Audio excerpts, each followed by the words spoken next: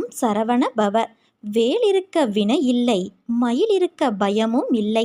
என்னை மனதார நினைத்து கொண்டு என் பெயரை நீ பதிவிடு. நீ எதை நினைத்து இந்த பதிவை பதிவிடுகிறாயோ அந்த விருப்பம் நிச்சயம் உனக்கு நிறைவேறும். நீ உன்னுடைய வாழ்க்கையில் ஜெயிக்கப் போகிறாய். உன் காலம் வரும் வரை பொறுத்திரு. உனக்கு திரும்ப திரும்ப வலியுறுத்துகிற ஒரே விஷயம், கஷ்டம் என்பது உனக்கு மட்டும் நிலையானது அல்ல. உலகில் பிறந்த எல்லோரும் பல சூழல்களில் அனுபவிக்கப்பட வேண்டிய ஒன்று அது. அதை வாழ்வில் சமாளிக்க தெரிந்தவர்கள் விதியை இறைவனருளால் மாற்றி வாழ்க்கையில் உயர்ந்துள்ளார்கள்.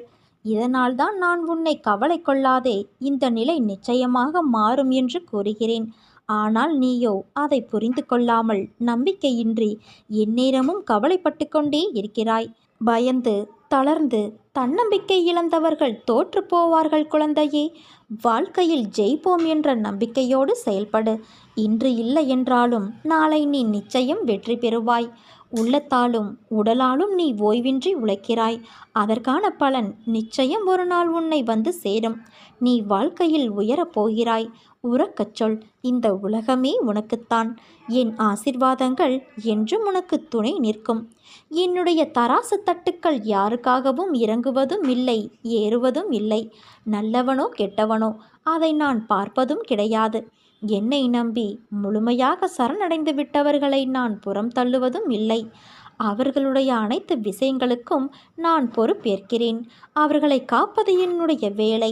அவர்களின் நன்மை தீமை கணக்கை பார்த்து காப்பாற்றும் தன்மையுள்ளவன் அல்ல நான். அதை வேறு ஒருவன் பார்த்து கொள்வான்.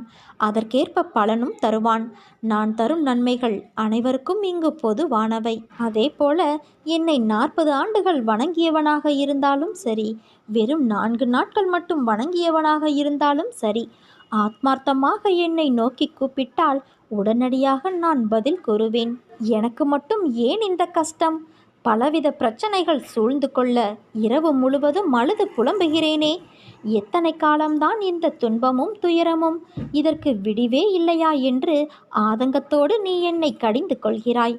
சில சமயங்களில் தற்கொலை செய்து கொள்ளலாமா எனவும் நினைக்கின்றாய். உன் மனவேதனைகள் ஒன்று சேர்ந்து உனக்கு சோர்வை தருகிறது. உன் முகம் வாட்டமாகி விடுகிறது. உன் குறைகளை அடுத்தவரிடம் சொல்ல நினைக்கின்றாய்.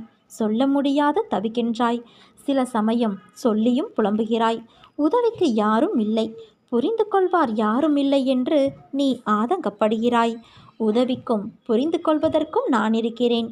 ஒன்றை நினைவில் வைத்துக்கொள். தாங்க முடியாத கஷ்டத்தை என் குழந்தைகளுக்கு நான் ஒருபோதும் தருவதே கிடையாது. தன் மகன் கண்ணீரும் கம்பளையுமாக நிற்கும்போது, தன் மகன் நிர்கதியாய் அழும்போது எந்த தந்தையாவது எந்த தாயாவது மகிழ்வாக இருப்பார்களா? உன்னோடு உன்னில் நானும் அழுகின்றேன். தைரியமாக போ. எதையும் தாங்கிப்பார். வாழ்ந்து விடலாம். நான் உனக்கு பின்னாலும் உனக்கு முன்னாலும் பக்கவாட்டிலும் சூழ்ந்து கொண்டு உடன் வருகிறேன் என்பதை நினைவில் கொண்டு என் பெயரை உச்சரித்து வா. அது போதும் உனக்கு. அனைத்தும் சுபமாக முடியும். இந்த வழியில் ஒரு வேலையாக நான் வந்தேன். அப்படியே என் குழந்தையான உன்னை பார்த்துவிட்டு போகலாம் என்று உன் வாசலுக்கு நான் வந்திருக்கின்றேன்.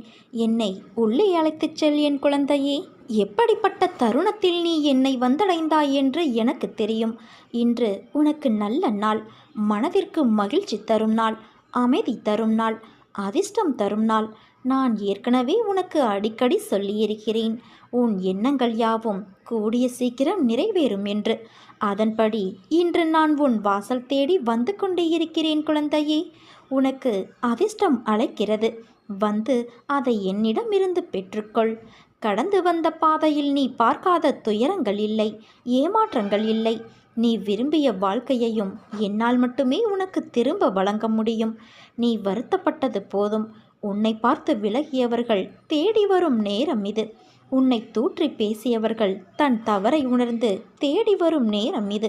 உன்னுடைய பல நாள் சொல்லனான சோகம், துயரம், துக்கம், சித்திரவதைக்கு ஒரு முடிவு வந்துவிட்டது. பார்ப்பதற்கு இன்னும் முடியாதது போல இருக்கும். ஆனால் அவையாவும் உனக்கு இப்போது முடிந்துவிட்டது என் செல்வமே. எப்படி என்று நீ கேட்கலாம். உனக்கான வாழ்க்கை உன்னிடம் வந்து சேரப்போகின்றது. அழகான வாழ்க்கை, அமைதியான சூழல், ஆனந்தம் எல்லாம் கிடைக்கப் போகிறது. பிறர் உன்னை எவ்வளவு அவமானப்படுத்தியுள்ளார்கள். ஆனால் நீ அதை பொருட்படுத்தாது கவனமாக பின்வாங்கி வந்துவிட்டாய். நான் சொல்வதெல்லாம் உண்மையாக உனக்கு தெரியும். உன் பொறுமை என்னை பூரிக்க வைத்துவிட்டது. உன் நம்பிக்கை என்னை மெய்சிலிர்க்க வைத்துவிட்டது. உண்மையிலேயே உன்னை நான் பாராட்டத்தான் செய்ய வேண்டும். எல்லோரும் பிரச்சனை வந்ததும் என்ன செய்வது என்று தெரியாமல் ஓடி ஒளிவார்கள், மனம் தளர்வார்கள், இடிந்து போய் விடுவார்கள். ஆனால் என் குழந்தையான நீ அப்படியல்ல. நிதானமாக செயல்பட்டாய். நான் கவனித்து கொண்டேதான் இருக்கிறேன் குழந்தையே. யாருக்கும் தெரியாமல் நீ கத்தி கதறி என்னிடம் மட்டும் உருண்டு புரண்டு அழுது வேண்டினாலும் மற்றவர்களிடம் உனக்கு கஷ்டங்கள் கொடுத்தவர்கள் உட்பட வெகு நிதானமாகவே செயல்பட்டாய். அடுத்து என்ன செய்ய வேண்டும் என்று என்னை கேட்டுக்கொண்டே அசையாத நம்பிக்கையோடு நீ இருந்தாய். நீ அப்படியே அமைதியாக இரு. உன் அமைதிக்குத்தான் நான் உன் வீடு தேடி வந்து கொண்டு இருக்கிறேன். இன்று உனக்கான ஒன்றையும் நான் தரப்போகிறேன். உன் பொறுமைக்கும் ஒரு எல்லை உண்டு அல்லவா? உன் பொறுமைக்கும் பரிசு உண்டு. உன் அமைதிக்கும் ஒரு அற்புதம் நடக்க இருக்கிறது. உன் நம்பிக்கைக்கும் அப்படித்தான். காரணமில்லாமல் இங்கு எதுவும் நடக்காது. உன் வேண்டுதல் எதை பற்றி இருந்தாலும் இனி அதை நான் நிறைவேற்றி வைக்கிறேன். இன்று நிச்சயம் ஏதாவது ஒரு ரூபத்தில் நான் மனித ரூபமாகவோ மற்ற உயிரினங்கள் வடிவிலோ உன்னை சந்தித்தே தீருவேன். உனக்கு ஒரு வரம் ஒன்றும் தரப்போகிறேன். கேள்விக்கு எல்லாம் அப்பாற்பட்டு, நம்பிக்கைக்கும் அப்பாற்பட்டு இதை நீ நம்ப வேண்டும் என் குழந்தையே.